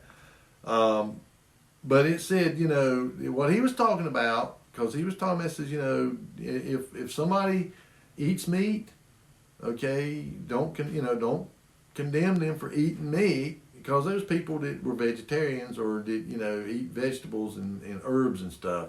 And it's just don't cause them, to stumble if they invite you to their house to eat and they're eating herbs and stuff. Well, eat the herbs and all. Don't eat meat around them, because it might cause them offense. But he said those people are weak in faith. They're weak in belief. Because, we can eat meat because they, right now, in this time and age, you got these people saying, oh, you shouldn't eat meat and all that stuff, and, making it a religious thing, and, not marrying and all that, which I'll get to that in 2 Timothy, or at 1 Timothy. It says, all things are lawful for me, but all things are not expedient, and all things are lawful for me, but all things edify not. Let no man seek on his own, but every man is another's wealth. Whatsoever is sold in the shambles that eat, ask no questions for conscience sake. So if it's sold out there in the market out there, just don't ask about it.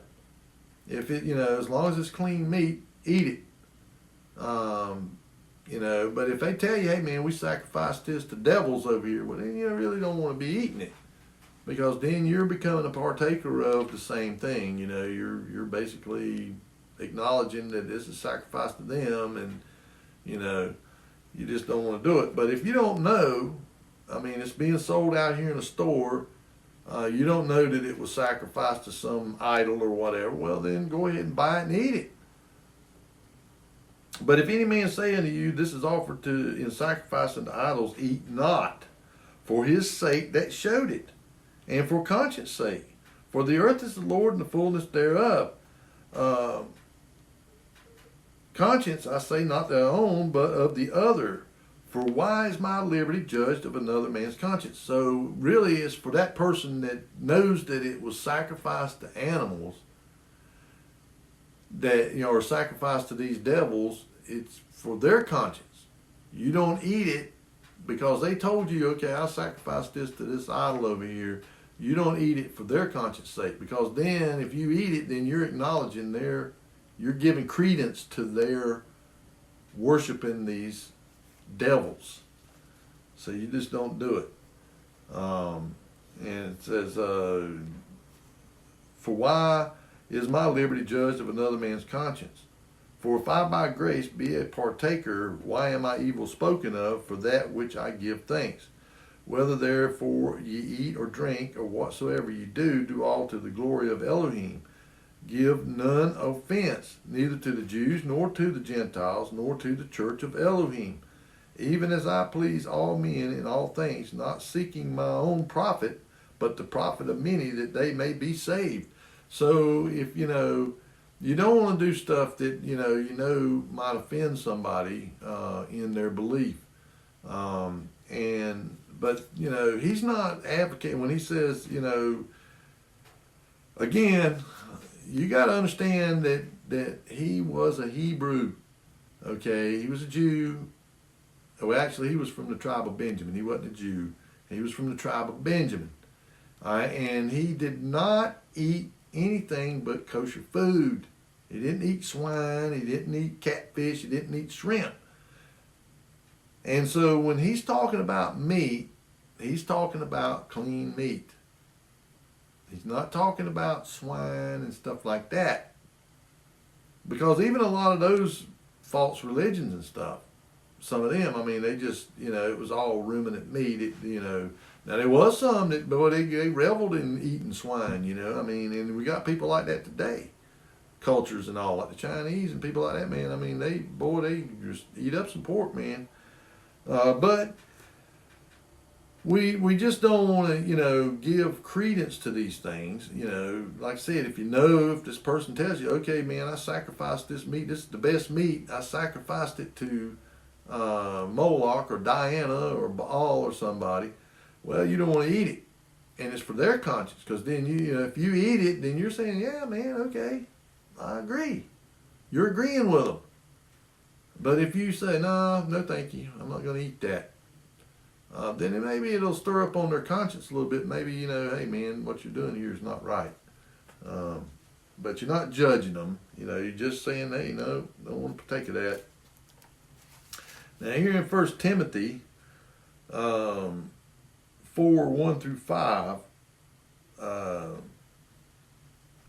this here is it says chapter 4 verse 1-5. It says, now the Spirit speaketh expressly that in the latter times, talking about now, and this is Paul talking to Timothy. It says, in latter times some shall depart from the faith, giving heed to seducing spirits and doctrines of devils. And we see it everywhere, man. All these apostate churches, they giving heed to seducing spirits and the doctrines of devils, these false teachings. Even now, denying the deity of our Messiah, even though over and over again in Scripture it tells us that he was the image of the invisible Elohim. This is our image. This is my image. This is my image. But I've got a spirit, a ruach, and I've got a nefesh, a soul. I've got both of them. But you can't see them. You're seeing my image. And Christ, Yahushua HaMashiach, the Messiah, he was the image of the invisible Elohim. He was the fullness of Elohim bodily. And anybody that does not confess that he was Elohim or God, he was Elohim in the flesh. And he dwelt among us. And that he died, was buried and resurrected, and is now sitting at the right hand of the power of Elohim. He ain't dead no more. He ain't, he never died. I mean, he did. He was killed, but he went immediately. He was alive again, and he went down into Tartarus where all those fallen ones was at to show them. And he took the keys of hell, death, and the grave from death. And death is an entity. So is hell. Hell is an entity. And let them know that he was raised up. He was resurrected. And that he won. And so he ascended to the Father, back to the Father, where he come from. And it says that the doctrine of the devils, speaking lies in hypocrisy, having their conscience seared with a hot iron, forbidding to marry. Who does that? Could it be a certain Catholic or a certain church over there in Rome that forbids their ministers or their priests or rabbis or whatever you want to call priests, call them Father, which, you know, he forbidden us to do it for, you know, said we got one Father and that's our Father which is in heaven, not to call no man Father and not to call no man Rabbi, forbidding them to marry and commanding them to abstain from meat, which Elohim have created to be received with thanksgiving of them which believe and know the truth. I mean, we're supposed to eat meat.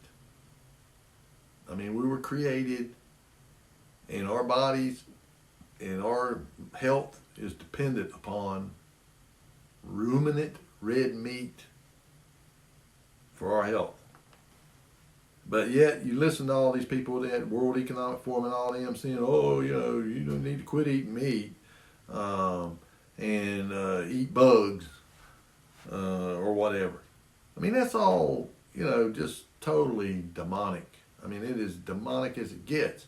And that's, you know, and they are just playing right, you know, doing whatever. It says, for every creature of God is good and nothing to be refused if it be received with thanksgiving. For it is sanctified by the word of Elohim and prayer. But this, you know, he's telling Timothy, man, this is what's going to be coming in the latter days. They're going to be teaching these, giving heed to these seducing spirits, and they're everywhere. They're in all the churches, just about it. I mean, you know, all these denominational churches, they're infested with it. And you know, they even changed, you know, all these new translations of the Bible. Every one of them has, you know, look at the NIV. How many times has that Bible been, revised since they first came out with it? I bet you it's been revised 50 times. And the same with all these other modern translations. They have, whenever they got to make it fit their teaching, their doctrine,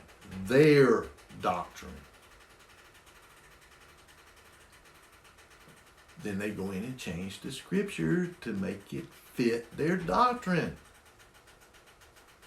That's why I stick with the King James. All of the errors in translation, and there's some in there, and it also transliterated the names. I wish they hadn't. I wish they'd have kept the names as they were, because the names have meaning. Their names have meaning, and I've talked about it in a previous video about that.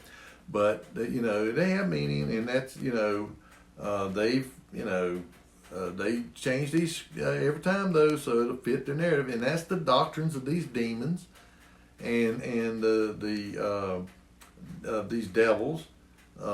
And these people are buying right into a hook, line, and sinker, and they're being taught at these seminaries and stuff. These seminaries of the devil, cemeteries is what some people call them.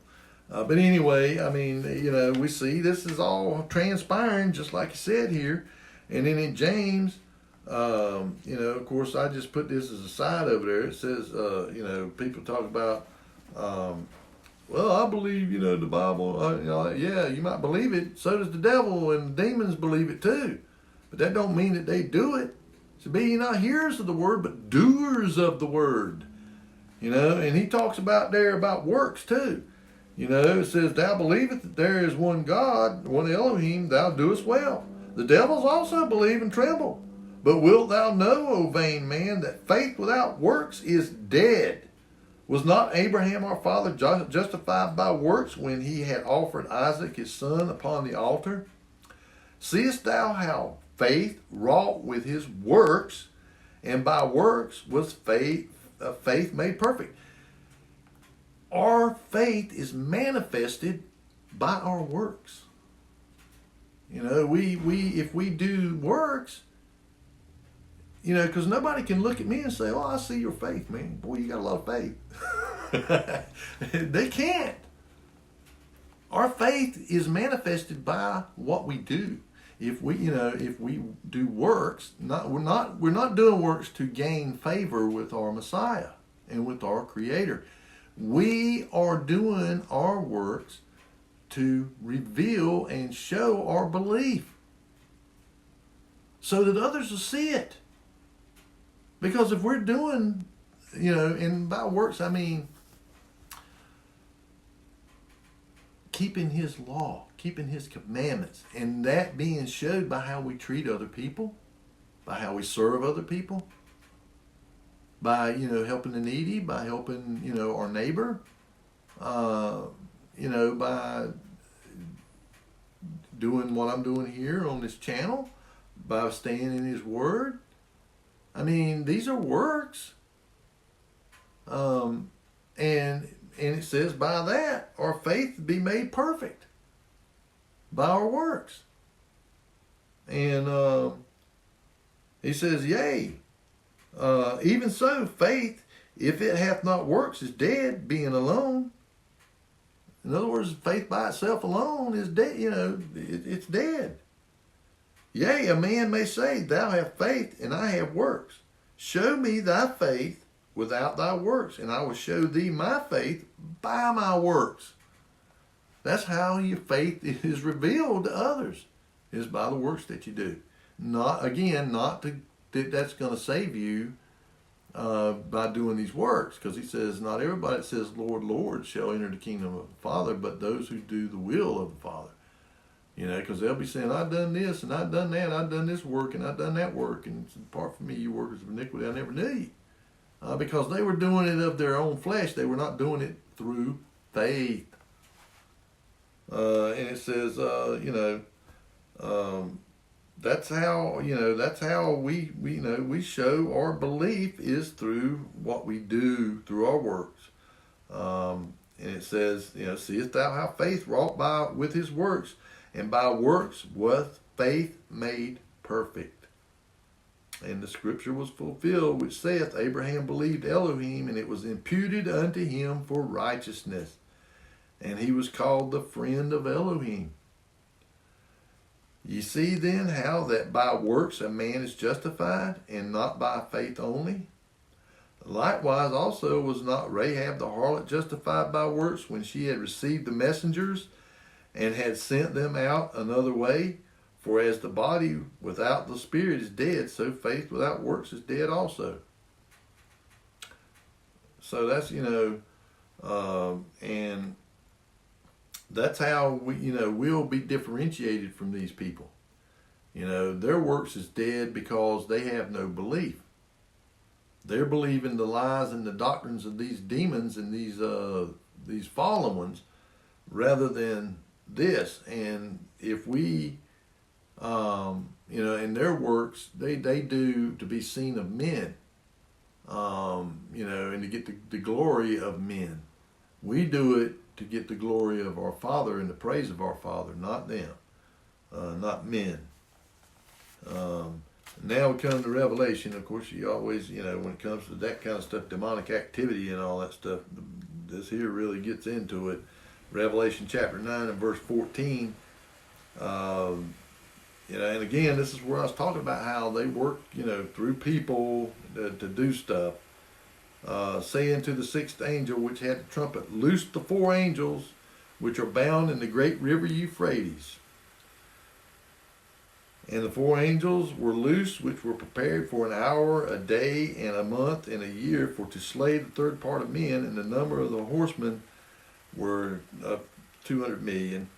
And thus I saw, these horses, and then that they, these angels being loose that were bound down there to go out and gather these armies, to bring them, and that they would destroy a third of mankind. Basically it says it's like Eden before them, and it's, like a wilderness behind them. I mean, they just leave everything in destruction. Because they're driven by these demonic entities, or these fallen angels. They're being driven by them and being influenced by them to go out and destroy. And then here in Revelation 9:20, wait a minute, I went too far there. 9:20, and the rest of the men which were not killed by these plagues yet repented not of the works of their hands, that they should not worship devils and idols of gold and silver and brass and stone and of wood, which neither can see nor hear nor walk. And you look at the, like I say, the mother church there, they've got idols everywhere, and now it's creeping into all of these denominational churches. They got, crosses on the walls. They got pictures of a Christ on the walls, and even probably some of them's even starting to get statues of Mary and all that stuff. I mean, the Queen of Heaven. But anyway, now, chapter 16, verses 12 through 24, or through 14, and the sixth angel poured out his vial upon the great river Euphrates, and the water there was dried up, and the way of the kings was made. And it says, and I saw three unclean spirits like frogs come out of the mouth of the dragon, and out of the mouth of the beast, and out of the mouth of the false prophet. For they are the spirits of devils, working miracles, which go forth unto the kings of the earth and of the whole world, to gather them to the battle of that great day of Elohim Almighty. And this is more of these unclean spirits and devils or whatever going out and gathering the rest of the the ones that we looked at there in these scriptures here in 16 and 9, they kind of go hand in hand. They're kind of telling the same thing, but in this one here, it's talking about these spirits coming out of the dragon, Satan, and out of the mouth of the beast, or the first beast, the Antichrist, and then out of the mouth of the false prophet, the second beast, coming out of their mouths. And in other words, what it is, these spirits are leaving them and going out and going around the world to gather all the other armies, kings, their armies, because these first four went over there. They go to stir up the kings of the east, Persia or Iran, Chinese, Russians, those people around there, India, stir them up, and they end up amassing one huge army, and they come across the Euphrates River, which has already been dried up. And when you look at what's going on with these powers over there, in India and in China and Russia and Iran, they're kind of joining together, making these trade deals and these alliances and stuff. That's them four angels that were released out of the river Euphrates. That river's dried up now, and they've been released to prepare the way for them. It ain't they ain't coming right then, as soon as it's dried up. No, it's to prepare the way for them. So it's making preparation, and the Chinese have been making preparation with their Belt and Road Initiative over there, where they are building all these road networks. It ain't just to foster trade. It is to make a way for them to move massive amounts of military. That's what that's all about. And it's these angels that were released that are the ones that have been driving them to do these things. And then next, these three, they go out, and now they gather in all the armies and all the militaries, from around the world, to bring them to the valley of Jezreel, Armageddon, to prepare them for the great battle that takes place in Jerusalem whenever the Messiah comes.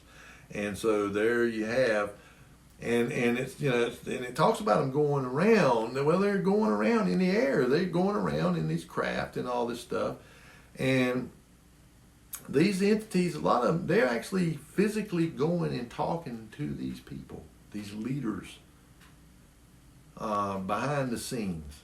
They're meeting with these people, and they're getting them stirred up and telling them, you need this is what's coming, this is what's going to happen, and you need to be ready.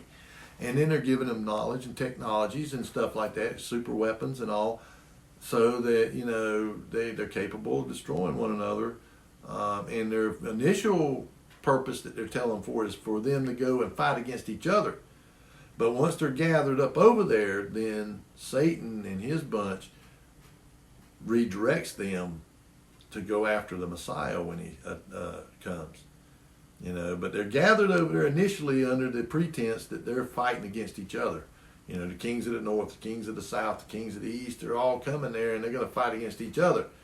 But then their hearts are changed to where they join together to come against the Messiah. And so, but they are convincing humanity that they are aliens. And that's how they're going to be able to do this. And again, you can look at the stuff that's published by the Catholics, concerning the Pope, baptizing aliens, and maybe they're going to teach us, a new way. And the Catholics have that on Mount Graham out there in Arizona. They got that telescope out there they call the Lucifer telescope. Why would a so-called Christian church have a telescope called the Lucifer telescope? And what are they looking for? Well, I think what they're doing is they're looking out there at whichever entity that Lucifer is, one of these bodies out there, and getting messages from them. And by the way, I don't know if anybody noticed this, and this is, again, these are signs and stuff. I'm trying to draw this to a close here, but it just kind of come up. I remembered it. Last week, the moon was like this, and Saturn here, and if you can see this, the moon was like this, Saturn like this, and this was Venus. And then a couple days later, they were like this. They were like that, Saturn and Venus. And then a couple days ago, they were like this, side by side. And then last night, they were again like this, but this time Venus was here and Saturn was up here. Now, what I want to, I've been watching, I've always watched the stars and the sky and stuff, the movement of the bodies. And over the last few years, I've never, going back to when I was a kid, going to planetariums and everything else, and looking through telescopes and stuff, I never seen planets and stars and the sun and the moon do the things I've seen in the last few years. They're leaving their courses. In fact, the scripture says that there'll come a time during these latter days when the moon will come up 3 times in a day, and the sun at night. Okay, well, I'm watching this. It's almost like these planets are going around each other, and their alignments and stuff. I've never seen these before. And these planets, they're moving out, going like this, around, up, and like that right there. And planets never act like that. Planets, these wandering stars. But see, that just goes to tell you, they are wandering stars, and they can move and go wherever they want to go. For the most part, they follow these courses around the sun to convince man that they are a solar system. We're just one solar system and all that. That's all that's for, is to add to their narrative. But now they're starting to do these, strange things. And like I said, the sun is not coming up where it did when I first moved here to this place where I live at now. It was coming up across like that, and now it's coming up across like that. And I've seen the moon generally always follows the same course that the sun does. The sun comes up and goes across like that. Then at night, the moon comes up and goes across that same way. But I've seen it come up and go that way. And I'm like, man, I've never seen the moon do that. But I've seen it several times do that now. And so they kind of, beginning to just kind of do whatever they want. And of course, it says that, that these signs, will be prevalent whenever the Messiah comes. Right before he returns, there'll be all these signs in the heavens, and we're seeing them now. These heptads, these blood moons, 4 blood moons in a row, stuff like that. Well, that's these entities of course the Father directs them as to what they're going to do. But as we get closer and closer to the end and the restrainer is removed, they're going to be doing whatever they want then. They'll just, the planetary bodies and the stars just go crazy, the ones that have rebelled. And we're going to be seeing it. We're already beginning to see it. Of course, a lot of people don't even notice it. They're just unaware. Even people that claim to be believers just really don't get it. And I think the Father kind of has allowed me to see some of this stuff. I'm not going to go into details because a lot of people think I'm crazy, but I've seen stuff that just would blow most people's minds. And until I moved here, I never saw nothing in my life. I never saw anything. Never saw nothing. And as far as objects in the sky and stuff like that, and I've seen them here. I've seen bukus of them. I mean, all kinds, and not just me. There was other people saw it too. Because at first, the first time I saw a couple things alone, I was alone. I thought I was going crazy or something. I was like, man, I'm not seeing this. But then somebody'd come in there to the store and they'd say, man, did you see that ball of fire in the sky, man? I was like, yeah, I saw it. And it lit up everything, But just me and him and a couple other people were the only ones that saw it. Even though there's cars going by and everything else, but people are oblivious. And I never saw nothing like that before in my life. And like I say, other things, I've seen and stuff, that just really kind of blew my mind. And but then as I've begun to, and again, stuff's coming out in the scriptures that stand out to me now that didn't before.